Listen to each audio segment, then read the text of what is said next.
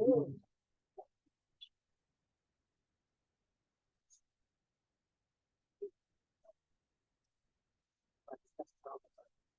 everybody.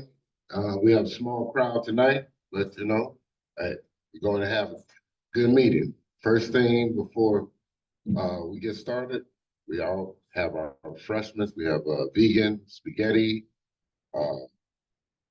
salad, a couple other things over there for everybody to make sure that it agrees with everybody's digestive system. First thing, can we all rise? Go ahead and do the Pledge of Allegiance.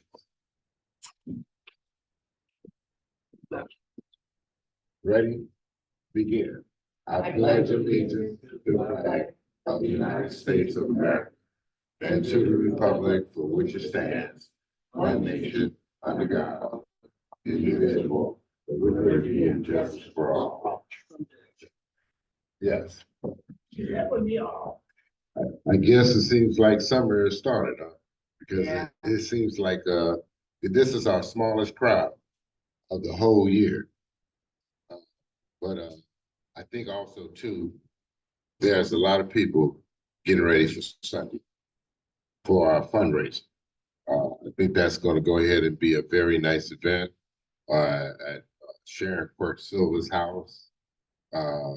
We've been doing a lot of planning and trying to do nice fundraisers to go ahead and donate the money to our candidates of our support. Because I put it like this, this election, we thought the last election was crucial. It was crucial at that time. But to put everything to bed, hopefully we got to do it again. And not only do we do it again like that, we got to go ahead and make sure that we take the House, which we're very close to anyway right now. And that's one of the things about our benefit.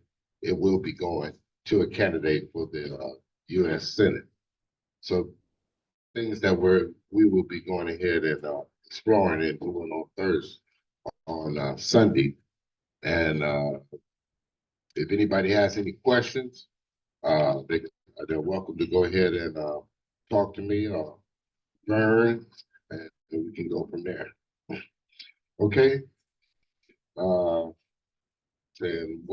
welcoming any new members, any guests that's here. We want to welcome you. We're trying to get our roof, like I said, to go ahead and grow. This, like I said, summertime. People are out, they're running around, and they're enjoying themselves. Matter of fact, my granddaughter just got out of school today, so summertime is officially started. Okay, first, we're gonna have the minutes of the last meeting. And is that gonna be Vern, or is it gonna be, yeah, it's Vern coming right now.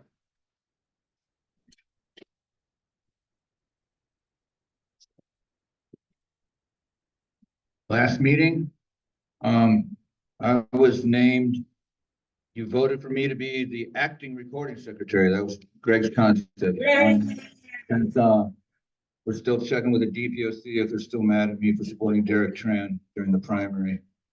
But I'm the acting secretary, acting recording secretary, which is why I'm giving this. We did all this stuff, call the order. We did a Stan's treasurer's report, which we're looking forward to still for today. We had Derek Tran as a guest speaker. He was real impressive. We loved him. He stayed around and talked to us for a long time. We're even though most of us can't vote for him except for our Garden Grove members and so on. But we chose Derek and Frances because we live in this country and we live in this county, and we need a better Congress, and we need a better county Board of Supervisors. So Derek spoke. Then we talked about our fundraiser coming up, which we'll do again, because we need to make it big. Then we passed a resolution to support the recall of Natalie Rubalcava, which was unanimous. Some of us supported from the beginning, some of us thought the original reasons were a little weak, but after the Disneyland Forward vote and after her bad record on affordable housing, because she led the charge against what's it called, the inclusionary housing ordinance, because she thinks it'd be hard on our developers, as she said. We thought we would back that recall, and the recall didn't succeed, but it was close, 54-46. Now everyone's mad at us. And we talked about Disneyland Forward, which we'll have some news on that. We got some legal recourse to it, but we don't have any news to share yet. You guys unanimously voted me acting recording secretary, and we still need a council candidate for districts 1, 4, and 5. And 1, the only guy that's filed is Ryan Bailius, who's a Republican, and who is the handpicked choice of Jose Diaz. So I'm not sure what to think about him. There's a few people that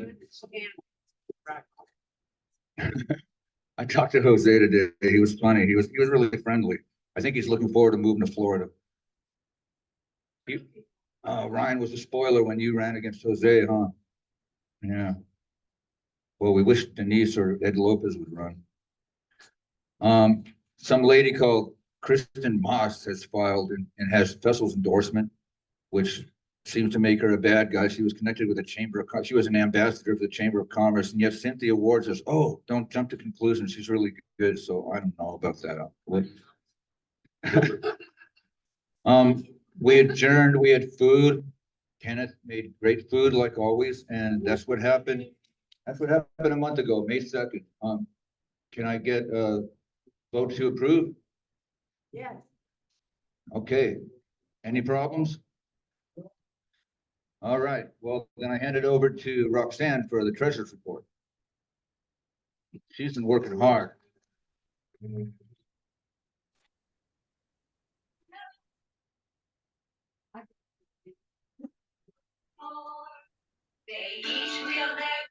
Excuse me, Vern, and guys, I'm not getting any audio. I don't know what the deal is. They're not getting any audio on the Zoom. Hello? Okay. Okay, so as of today's date, that we had a balance is $995. And that's, after we had been with, we have some expenses we paid for things we did, and that's what it is right now. If everybody would check and see if they paid their membership dues. Otherwise, that's the treasurer's report, and I'm done. Anybody second it? Second. Second. Okay. Okay. Question. All this food that the family's been presenting, offering us, can we reimburse you in some fashion?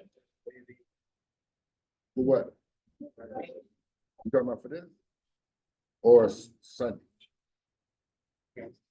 Neither one. Okay, I got it. You like to be self-supporting. Right, okay. Right. Okay, so our fundraiser, Sunday, we have 2 candidates. We have Frances Marquez, and who is our speaker for tonight. And we met our other candidate for U.S. Senate. That was it. I mean, U.S. Congress. And we all know what control of the House and control of the Senate means. All I have to do is say Roe versus Wade, and I'll just leave it alone at that. It means a big difference.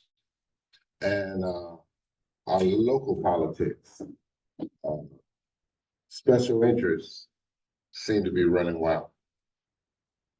special interests seem to be running very wild. So we got to go ahead and we got to tell the story. We got to let them know about the corruption. The average person in America don't even know that we had a mayor that was outed by FBI investigation. They got rid of Sterling for saying certain words, but then when our baseball owner tries to steal billions from us, nobody talks about it. These are the things that we have to go ahead and do. The special interests. But what I was going to say, take your time, because we are very privileged to have Ms. Marquez here tonight. I think that everybody knows our board of supervisors and how powerful our board of supervisors are. But their agenda is more in the special interest than for the people. We found that out when they went ahead and did the homeless plan. $725 million that they just walked away from the idea after having raised that for a 10-year, 7.5 years.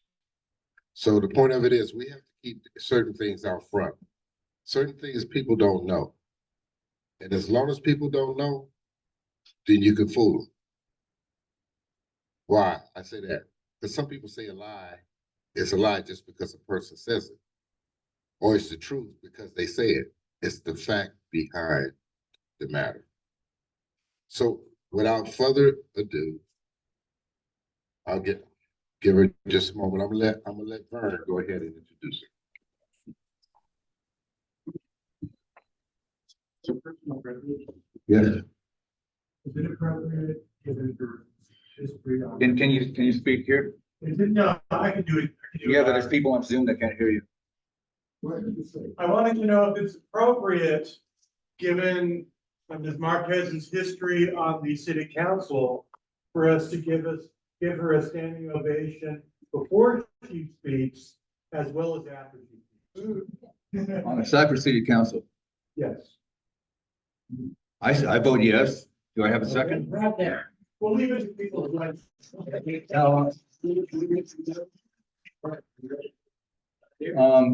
She's running against one of the worst possible candidates, Janet Nguyen, who is going to be hard to beat. But we're going to do our best. Janet was supervisor for 6 years earlier before she became a state senator, and she really made a mess of the county. Especially Cal Optima. And right now, what we got, people will tell you that literally we have a Democrat majority, but not all Democrats always vote like Democrats. We got one of our Democrats is always siding with the Republicans on important things. Another thing I learned, I'm going to share a video with you guys when I finally got access to it, but Dave Duran and the homeless, housing the homeless right had a great, and I'll send that to you too, had a great primer on what's going on with Board of Supervisors. They oversee a $9.5 billion budget, which is as much as some nations. And of the discretionary money, they spend 71% of it on the sheriffs and other public safety. And that's why we don't get the services we need. I know that's one of Frances' priority, is making sure we get the services we deserve, but also accountability and transparency. We got Andrew Doe right now that's notorious for giving sweetheart contracts to his relatives and cronies. And if he gets replaced again by Janet Nguyen, it'll be exactly the same. So we don't want that for our county. So Frances, we wanted to give you it was Greg's idea. We wanted to give you a standing ovation before you speak because of all the good things you've done at the Cypress City Council.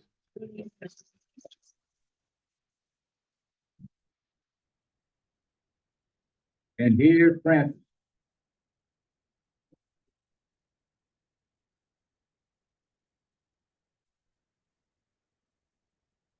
Thank you so much. It's such an honor to be here. I want to tell you, I walked in. Thank you for the delicious food. Had to use the restroom.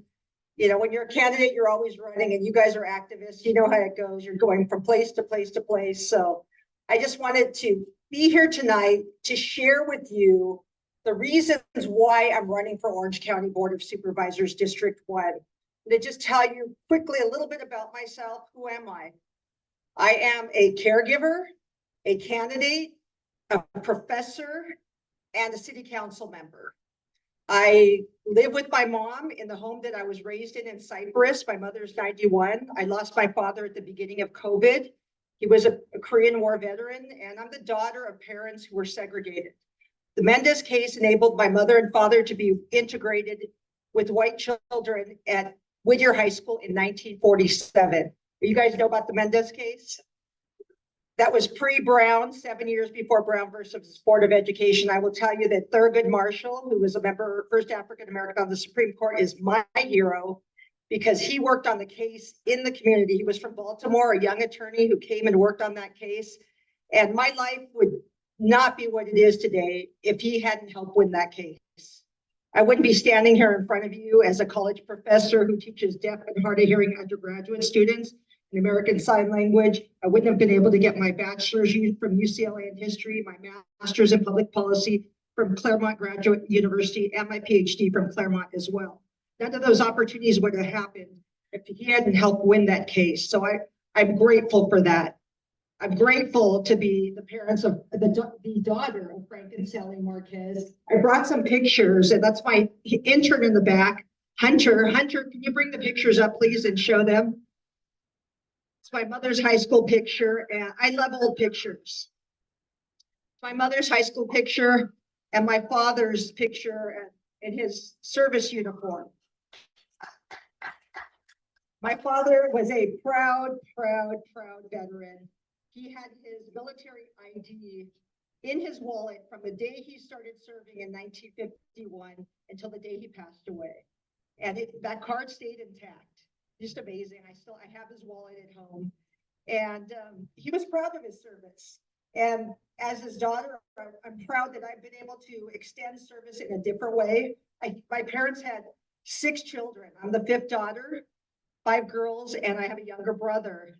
And my grandparents had a small family farm where my grandfather worked and my father worked. And they started that farm in 1932, Frank Marquez and Sons in Santa Fe Springs, right off the 605 freeway, Slauson Avenue. I don't know if you guys know the area, right down the road from Cyprus. And so my dad worked on that farm from being a little child all the way until he passed. And my mom did the bookkeeping for the farm, and they worked hard. They worked very, very hard to put all 6 of us through school. And all of us, we moved to Cyprus in 1974 when I was a little girl. And I spent every summer selling vegetables at my grandparents' farm. And so we all did. And all 6 of us, there's 6 bachelors, 7 masters, and 2 doctorates in our family amongst all of us. So thank you. We're serious people.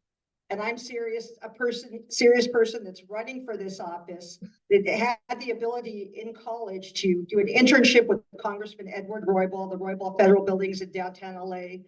And I had met my mentor, Henry Lozano, who was the chief of staff, who sent me to Washington to work for Mr. Roybal when I was 21, best summer of my life, came back, and Henry said, hey, Dianne Feinstein's running for governor, go help her. So I worked on her campaign for 6 weeks. She didn't make it because she started the fill program too late. But then I moved on and helped Gloria Molina become the first Latina to be elected. I was 23 at the time, to the LA County Board of Supervisors.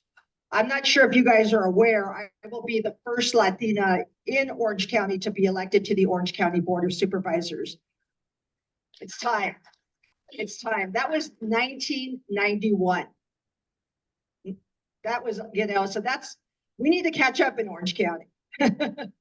So I was able to do that. And then 6 months later, helped Hilda Solis, who was running for state assembly, who became our Secretary of Labor during the Obama administration. And then 6 months after that, Mr. Roybal stepped down. His wife couldn't fly back and forth to DC anymore. So Javier Becerra ran for that seat and served in that seat for 26 years. So all of those candidates and myself, we were all mentored by the Congressman's chief of staff. I also was able to work for Esteban Torres, who passed away a year ago. So I started very young, and I decided to go back to school. As a Latina, I felt like we were doing all the work behind the scenes, but we weren't the decision makers in government. And I wanted to have a career. I didn't want to be an elected official that bounced from place to place to place that didn't have a solid career. So I thought, what if you run or you don't win? Like, you need to have a solid footing.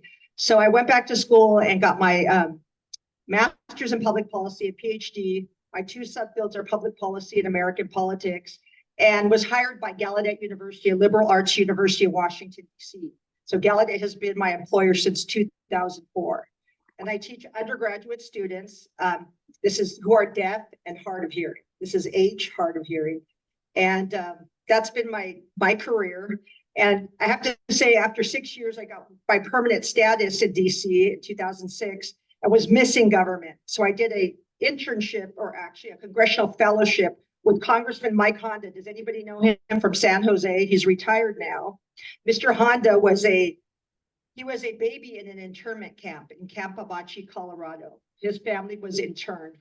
And he went to San Jose State and served at the Santa Clara Board of Supervisors, San Jose City Council, and the State Assembly, and then in Congress. I met him in 2010. I interviewed with his office, hit it off with his chief of staff, and I was able to cover immigration and education issues for him. One of the issues I worked on was marriage equality. We had an issue of, that was the issue back then. It was 2010 during the Obama administration. So I was working on issues to advocate for gay binational couples to reunite them. And so that was one of the issues I worked on. We'd help him also get prepared to meet with the president, the Congressional Asian Pacific Caucus. He was one of the founding members. So I was grateful to have the experience because I wanted to learn. I knew everything about the Latino community, but I wanted to learn the issues that impact the Asian community. So it was a really true honor to work for him. And then finally, I found out that Congressman Lowenthal at the time was a state senator in Sacramento from Long Beach, was running for Congress. So I live off of Valley View and Orangewood in Cypress. We've been there since '74. We had never had a Democrat run. And I'm in DC and I'm like, oh my God, he's going to run. Like, this is great news. So the congressman's chief of staff, Mr. Honda's chief of staff, said, reach out to the campaign, see if you can help out. So Senator Lowenthal at the time did not know Washington, DC at all. And so I had lived there since 2004. So I volunteered for him. Anytime he flew into DC, his fundraiser would send me his list of meetings. He had to go to unions in different places, the Democratic National Committee. So I would staff it. So the first time I met him, we were on the sidewalk in front of his hotel. And he said, I'm Alan. I said, I'm Frances. I said, let's do this. And so he ended up winning and hired me to be his first legislative director. Now I'm running because I worked 6 days a week, 2 years straight, directing federal dollars to Orange County. I worked closely with the House Appropriations Committee. And at that time, Senator Nguyen was serving on the Board of Supervisors, mismanaging the Medi-Cal program. There was a grand jury report. Seniors were not getting the prescriptions. The hospitals were throwing fundraisers for her, and there was not a good delivery of services. Every member of Congress that I've worked for, starting with Mr. Roybal, whose first job was a grassroots job in East LA, driving a truck around for the Tuberculosis Association, trying to help people with healthcare issues. Every one of those members I've worked for all cared about the delivery of services. That's what our job is about. We represent people. It's our job as elected officials to stand up for people and to take care of them. And 15 months ago, I'll tell you, I had people come to my house and say, don't do it. She's too hard to beat. And I was like, first of all, nobody comes to the Marquez house and tells one of Sally Marquez's children not to do something. My mom's 91. I have to tell you, she walks 2 laps around the track at Cypress College every day. Yeah, she doesn't look 91. She's a fighter. So I said, I'm doing this. I had already announced, and I said, I'm moving forward. I said, I care just as deeply as I care about my mother and father. I care about every one of you in this room. I care about everyone in this district. So that's why I'm running. I want a strong delivery of services. It's critical. And I want the corruption to go away. I'm not sure some of you know, Mr. Doe, Supervisor Doe, served as Janet Nguyen's chief of staff when she was on the board. You know, I think it's just time to clean things up. The focus needs to be on the residents, not on corruption. And if you look at my Facebook page and Instagram, you'll see, you know, back in November when Supervisor Doe took a vote on a $3.1 million contract without disclosing that his daughter's nonprofit was going to get funding in the subcontract, I went to the board to speak. And I had actually had a council meeting the night before. They're very exhausting. I slept about 4 hours and I woke up at 4 a.m. and I wrote a speech and I emailed it to a friend to look it over at 7. And then I got to the board around 9:30 and the agenda item that at my house on the computer, it was on the agenda. I get there and it's gone. So they had pulled it so the public wouldn't know, like his allies on the board. So I stood there and I thought, you know what? They want me to go home. And I sat there, I was like, I did too much work on this. People need to know what's going on. If I don't speak up, the people of Orange County are not going to know what's going on. So I had lunch at the little cafe across the way. I stayed there all day till 2:45. You know, and I kept thinking, God, I should be like doing call time, raising money right now. But I'm like, no, I've got to be here. And so 2:45, I spoke at public comment. And I said, Supervisor Doe had a duty to be honest and transparent with the people of Orange County in this district. He had a duty. And so I left, gave the speech, and the reporter was there, Nick Gerda, followed me out of the room. And he said, you know what? You're the only person that spoke about this topic today. And I said, look, and I told him the same thing. I said, I worked for Congressman Lowenthal. I lived at the Capitol. I love that job. No 2 days were the same. I met amazing people. Honored to work for Congressman Lowenthal. And, you know, I'm passionate about the work I do. And I said, you know, people need to know what's happening. You know, people need good service. That's why I'm here. You know, and it was nice because he wrote about it. And then I never even heard of this. A friend that advises me on media is like, hey, give you a pullout quote, you know, like when they highlight your quote. And it's like, oh, that's cool. But I just, you know, I think it's critical that you have an advocate. As a Cypress City Council member, I'm sure you've read about the censures and how my salary was taken for 3 months. That happened because I was the one on a redistricting lawsuit who told my colleagues not to fight district elections, that there was a law called the California Voting Rights Act, and every city in California should have gone to districts in 2002. But you know, people don't want to give up their power, right? So, you know, I told them, do the right thing. I said, I did my master's thesis on redistricting. I looked at the city of Pomona and I compared citywide elections to district elections, pre and post, and found that minority candidates have to raise 3 times the amount of money in comparison to a white candidate to win citywide. And so just to compete, basically. So I knew, and I was able to do that when I ran in 2020. I ran in 2018 and knocked on a lot of doors, came up short 1,244 votes. I was able to do that win in 2020 because I had knocked on a lot of doors, but because I've had experience. I worked on the Clinton campaign in 92 and 96. I helped all the candidates that you mentioned. You know, so I know what to do. But the regular person who decides to run doesn't have that kind of knowledge that I do. So the process needs to be fair. So from when I said that, the process of harassment towards me, and I was stripped of my fire authority board appointment. I loved serving on the Orange County Fire Authority board. That was taken away from me without me knowing, and other things. And, you know, they did a lot in 2022. You can read about it, but, you know, I feel like God put me in the right place, that I'm the person that could withstand all of that. And I think it's important. I can walk away from the position and hopefully heading to the Board of Supervisors. That's my goal, you know, in December, knowing that I did everything I could to protect the residents of my city. You know, we have a trash contract that I had also, you know, called out, and I said, my colleagues extended a trash contract, 10 years, no bids, 32% rate increase. That's not fixed.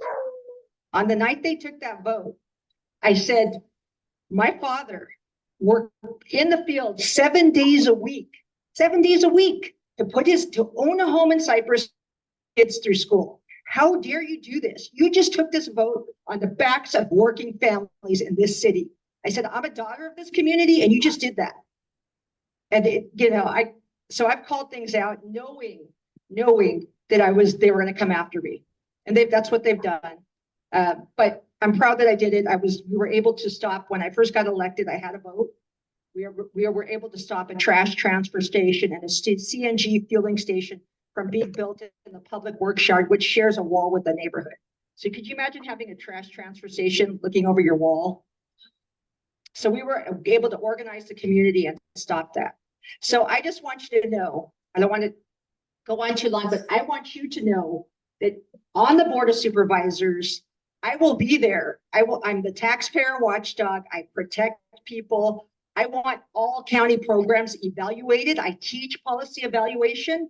Those programs, I want to make sure programs are meeting their goals, doing what they're supposed to be doing, so we're not wasting money. When I worked in Congress, members of Congress would never vote for a program for the next year if they didn't have the evidence or the data in front of them to show that program was meeting its goals and helping people and doing what it's supposed to be doing. So that's one of the things I want to have. And the final thing I'm going to say is I'm calling for an office of contract compliance. This is critical. I've called on, we don't have the votes in my city to do it, but I've called for it. So I want a contract compliance officer so that when anybody does business, applies for contracts with the county, they have to fill out a conflict of interest form. The compliance officer, anybody on the team making the decisions, also has to fill out that form. It's called conflicting out. And the supervisors need to conflict out. This is important. If we had that infrastructure in place today, we would not be dealing with the situation in District 1 of people being able to take votes without recusing themselves. Like, the headlines wouldn't be about corruption right now if we had that infrastructure in place. So these are the things I want to do. And I want to tell you, this election, my election is the one to support. This is going to be a transformational election for Democrats in Orange County. I cannot emphasize that enough. When I'm on the board, Democrats are going to take the gavel for the first time in the history of the county.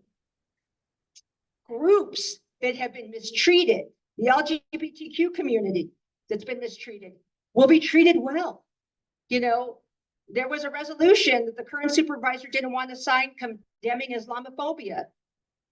These things are going to be signed. I want inclusion. As the daughter of parents who are segregating, I want everybody to be included and to have a strong delivery of services. So like I said, this is a transformational election, and I will be the first Latina elected to the board. I grew up in an Orange County being called names like Beaner as a little girl in second grade because I looked different. And I didn't have leaders to look at that looked like me. I think it's important now that young people, our demographics have changed. They have leaders that look like themselves. Young kids need to see that. And the representation needs to be reflective of the community. So I'm going to stop right here, but I just want to tell you this is going to change everything. So I need your help. I'm grateful that you guys are having a fundraiser this weekend for me. And for Derek Tran, I'm truly, truly grateful. I'm asking you to dig deep into your pockets. The money you give now by June 30th is more important than any money you'll give. If you do it after June 30th, it's not going to mean as much. Why? Because everybody judges us by the money that we raise by June 30th. That's the way it is. So I'm kind of educating you about that. So I want to stop right here, and I want to just say thank you for allowing me to have the opportunity to speak to you tonight. It's an honor. And when I'm on the board, every day, the residents of District 1 and throughout Orange County will be honored with my hard work. I want to honor people. I will be working hard, going through contracts, making sure no one is being taken advantage of, and that all of you are protected just as I would protect my family members. Thank you.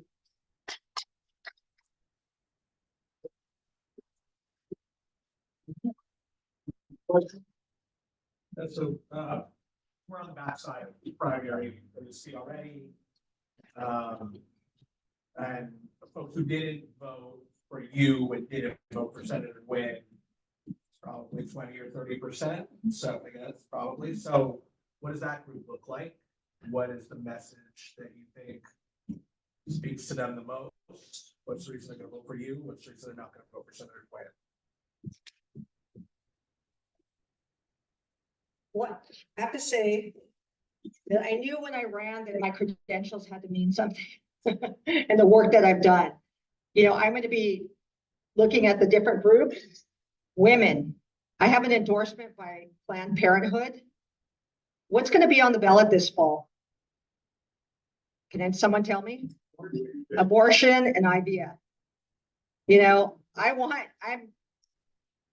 women, and I've always voted and supported women having rights over their own bodies. So that's a group that I targeted in the primary, that I will be targeting in the general election.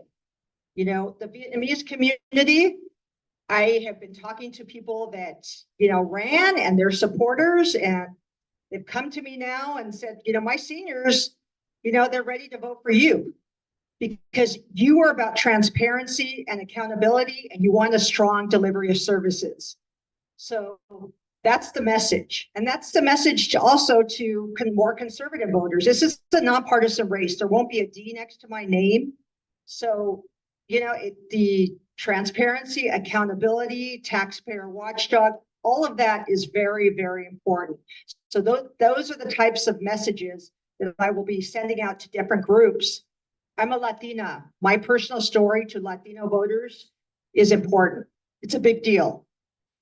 People want, I ran in my community and people want to see, you know, I went back to Cyprus to run, to give back. And, you know, the parents want to see their kids become well-educated and do well like I've been able to do. So that's the type of messages that we're going to be sending out.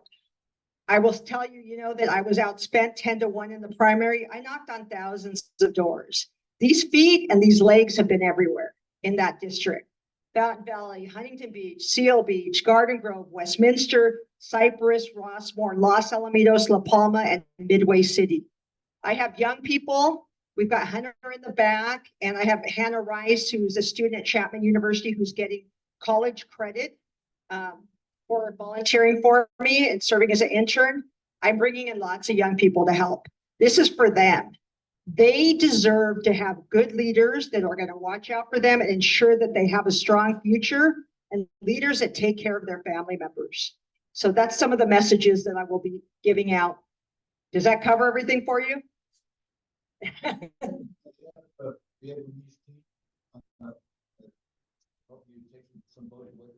I have people helping me. Yes. Yes, I do. They'll have stuff in their language. Yes, everything will be bilingual. Yes, it's critical. It's critical. So right now I'm really focused on raising money right now. Can you comment on the homeless issue and your viewpoints? Most of us consider the county's job rather abysmal as far as. You know, so I'm good about getting funding, and I want to make sure that there's again a strong delivery of services. I want to evaluate what the county has been doing and see where we can improve on services, making sure that people have what they need: housing, mental health services. These things are critical, you know, and we have to. You know, I'll share with you. I had a loved one that had an issue during COVID and what used county services, and I was not happy with the services. It was not good. We need to improve that, you know. So I got some firsthand experience, and also in Cyprus too. One of the things we were able to do is have a social worker come in to meet when we have issues in our community, and the police officers show up, to have a social worker help out and be on call to help the officers. So I want people that are having mental health issues to have the experts and the people that know how to deal with these issues to take care of them. So. The first question I had is, and I should say the idea of having you start. The idea of having you on the supervisory board along with Vicente Sarmiento and Katrina Foley is one of the most mind-boggling things that I've ever seen in Orange County. It's not just through Democrats, it's through pretty amazing Democrats. I wanted to know whether, first of all, what role, if any, the two of them are playing in aiding your campaign, if you can say so.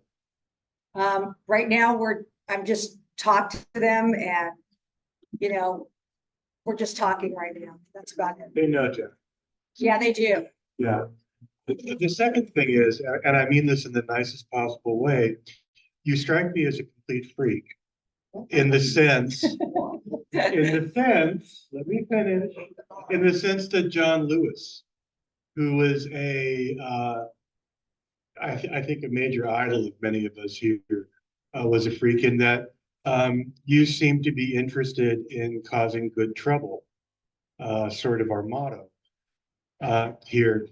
But it's something that we have seen so rarely that I just wanted to ask you, how do you go about doing that with all the things that doing the right thing gets you censured and slammed in the media? What does it take to do something that almost nobody else can do?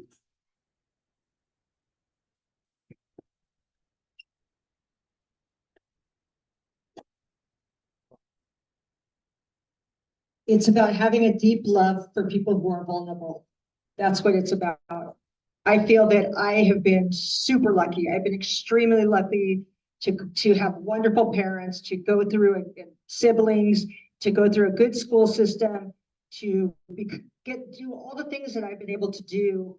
I feel blessed, and I have this education that I have to use, and I've been this way since I was a little girl. I've always was getting bullied, I would step in and say, no, please don't do that. Like, I would protect the person.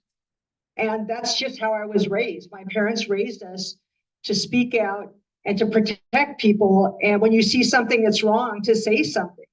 And, you know, it's not been easy. You know, I have to say, when I walk into City Hall and I look at my picture from 3.5 years ago, and I'm like, God, I hope I haven't aged, you know, from all of this. But it's not been easy. I have really good support, loved ones, friends, family. And I just know that I have to do what I have to do. There's been some many painful nights, very painful nights of dealing with, you know, hateful things, harassment, different things. But you know, I was lucky. I had Congressman Lewis was a good friend of Congressman Honda, and I had the honor of meeting him. And I don't even think it's good trouble. I think it's just doing the right thing. This is the job that we're all supposed to be doing as elected officials, right? This is what we're supposed to be doing. You know, protecting people, protecting the constituents that we serve. That's our job. It shouldn't be novel. And like I said, I've said to every group I've spoken to over the last 15 months, it's about the love that I have for people, and that I care deeply about people being treated well and people being treated with empathy, you know, listening to people, you know, and not dismissing people. It's just critical. I feel like I was put here to do this. And, you know, I don't consider myself, you know, an interesting freak, but it's about taking care of people. And I'll turn that into something and share with you a quick story. You know, I had a veteran named Warren Ruland who was homeless in Cyprus, and 82 years old, really handsome, such a nice man. I meet him at the family home, and his wife had passed away, and the kids were going to sell the house, and they weren't going to help him find housing. And I just was like, oh my gosh, you know, I know how to help him, so I better get over there. And I went over there, and he was packing up his stuff, and he followed my car and followed behind in his little Honda CRX, whatever it was. And we went to the villages at Cabrillo. They have transitional housing for homeless veterans. So we were able to get him into housing immediately. He lived in a dorm. And I never could go in the building, but it was a big dorm. And, you know, I go visit him there. And he wanted to live in Orange County. And so we worked on a housing voucher for him. And I told him, I know the American Gold Star Manor in Long Beach. It's a 16-acre property. It's for mothers who've lost their sons to war. It's for veterans. It's for low-income seniors. And he was like, no, I really want to live in Orange County. So I put him on the waiting list. And I said, okay, we pursued the Orange County voucher. We worked month after month on the phone with the caseworker. And so that was I took him over there in like July. The following April, I get a call from the Gold Star Manor. And they said, we have an apartment for him. I'm like, yes. I'm like, this is great. Super excited. And so, but we had to transfer the voucher. So I called Orange County and time went on and on. And it was 3 weeks, then it was 4 weeks. And then I get a phone call. Warren was not feeling well and had a massive heart attack in the ER of Mount St. Mary's Hospital. And I thought I just cried. I was sitting at my desk and I put my head down and I just cried. I'm like, if he had been in that, we have technology now, things can happen just like that, right? Like if we had gotten that voucher, he could be laying in his room resting and this might not have happened. Could you imagine being 82 years old in a dorm? There was one night where his watch was stolen. You're not at home. And I swear if I had an extra place for him to live with me, I would have done it, but I couldn't.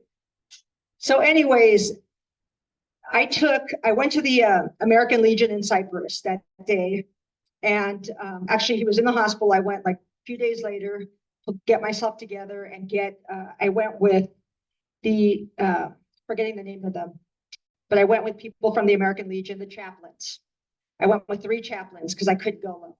And we prayed for him. We went in the room and he passed like a week later. So this is why I'm running. This is the reason why I'm running, for the Warren Rowlands of the world that gave their life so we could have our freedom and, so that they can be treated and live with respect. That's why.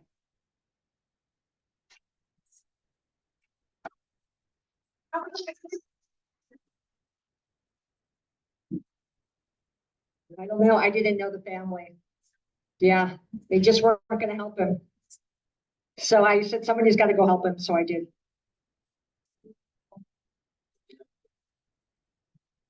You have a question? Please, thank you. Oh, thank you. It's been such an honor to be here tonight. And I just want to say, when I got the phone call to come and speak to you guys, the message on the call was, they said, and it was in the call and in the email, your race is the most important race in Orange County. And we want to help you. And I was like, this group knows what they're doing. The Anaheim Democrats, they get it. So thank you for getting it. This is critical. And you guys, I need everyone's help we can transform Orange County with this race. We could change everything, all the stuff that's been crazy and not fair, and we can focus on a good delivery of services. So thank you again. I appreciate it. I'll be in the back of the room if you have any questions. Thank you so much. All right. Now, we heard it firsthand. And we know from being here in Anaheim, the special interest on how they are just corrupting our whole city. It's time for a change. It's time for a change for the city. It's time for a change for the county. So I know this is our less populated meeting for the whole year, but we have people on Zoom. We're small, but we're mighty. And we got a lot of senior citizens that are retired and we can do a whole lot of damage. So, they call us radicals. So I'll leave it at that. Okay. And I want to thank Ms. Marquez. I know that she will have our support, my support. That's why we went ahead and put this fundraiser together for her and Derek Tran to not just do it, because we as an executive board could have went ahead and took the money and said, well, we can just put it in our treasury. But we thought about this. wouldn't that be much more better for money to be invested into our candidates that's going for the US Congress and Orange County? And we want to help our candidate that's going for the city council too. And I just talked to him about getting the numbers so we can start donating to his candidates. So we have to go ahead and do the right thing. We cannot go ahead and just sit back on the sideline and act like the votes that we have. We got to remember this: our votes that we make now is for our children. Our children. That's what the votes are really all about. So are we going to sit on the sideline, or are we going to go back and get things straight? Okay. So Sunday, definitely everybody try to show up for the fundraiser. We're gonna have a lot of fun. The food is gonna be nice, the music, and we're gonna go ahead and just get out there and try to have a good time as we raise money. So, with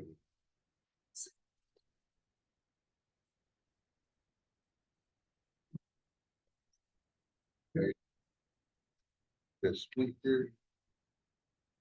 Okay. Next. Anybody volunteering for the fundraiser at Sharon Court Silvers? If you need the address, let us know. We will. She's opening up the doors. It starts at 3 o'clock, but we'll be there at 1:30 to set up. So anybody who wants to go ahead and come in and set up, help out with the getting ready for 3 o'clock, because we plan to have the food and everything ready. So when people go ahead and walk in. So this is a club event. So we're trying to make sure we get our club out. Matter of fact, I'll be leaving here in a little while to go to the North County meeting to go ahead and invite their club, because their club meeting goes on at the same time ours does too, basically the 7 to 9. So, and they were out at Sharon's Quirk Silver's home before when they had a fundraiser. And we looked up over there, they had about 100 people out there. Okay. And matter of fact, my wife went ahead and said, "Oh, you know, these are some of the nicest people in Orange County." Yeah, they would. I'm telling you, they would get along well with us. So I'm thinking that if we do this, plus Sharon says she's going to contact try to contact the young Democrats, go ahead and get them to participate of Orange County. So that's why I said we have is power in unity. And if we get all of these clubs together, we start to make a block. And we make a block. And when we start to make a block, guess what? They got to pay attention. So generally, I'll say that. Volunteers, like I said, organizing for Sunday. If anybody has any questions, get in touch with me or Rebecca or Vern. And we'll go from there. And you want volunteers? At 1:30. Yes, 1:30. Because we'll be setting up everything from the decoration to the food and getting ready for grilling and everything else. So just the music, the whole thing. We're just going to try to just make it one festival type of thing, you know.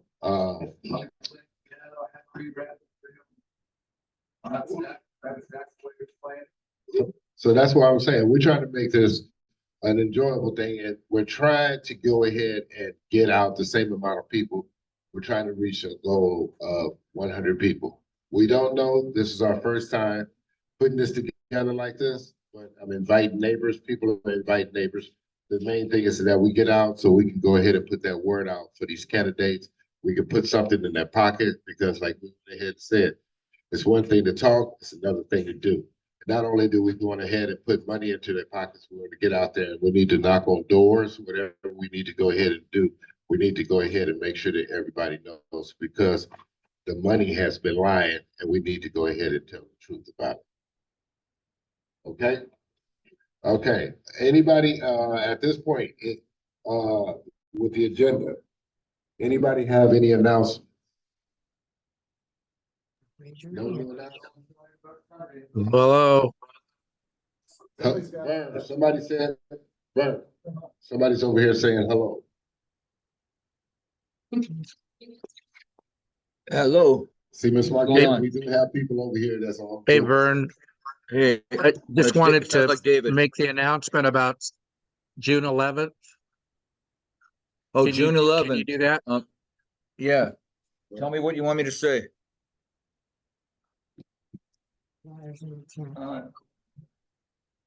June 11th, Board of The flyer Supervisor is in meeting, the right? chat. Okay. Let me look at the chat. A lot of us are going to the Board of Supervisors meeting on the 11th. Let me see the chat.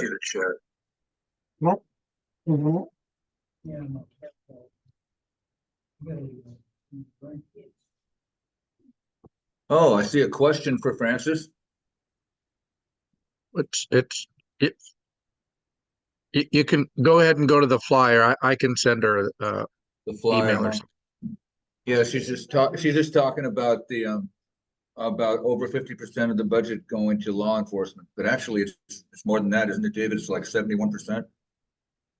It's over 50% of the discretionary funds that the Board of Supervisors manages goes to sheriffs and DA and things of that sort.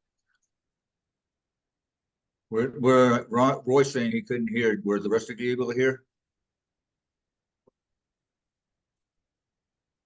So I'll send out this invitation to everybody. Join us at the Board of Supervisors meeting to tell them we need to invest in our community. June 11th, 9 a.m. at Board of Supervisors. Meet us outside the building by 9 a.m. for refreshments. We'll be sharing sample public comments if you can use if desired. That's next Tuesday, right? Or next Wednesday? It's the 11th, yeah, next week, Tuesday. Next Tuesday morning. I'll send that out to the whole club. Okay, I believe we're probably gonna have a short meeting tonight. Kenneth's gonna go up to the North OC Democrats to invite them to our Sunday event, and we're just gonna hang out and talk to Francis a little bit. We need Yeah, some Vern, food. there's also, I'm sorry to interrupt, there's also a thing in the chat Oh. about the 26th. June 26th, Mayor Aitken is sponsoring a community meeting at 6 p.m. over the housing element. It's a chance to go up to the city on inclusionary housing. All right. Should we adjourn, Kenneth? Okay, thank you for joining us on Zoom. There's about 8 people here that were listening to you, Francis, and we'll see all of you on Sunday. I hope Roy was able to hear. Okay. Thank you, Vern. Bye.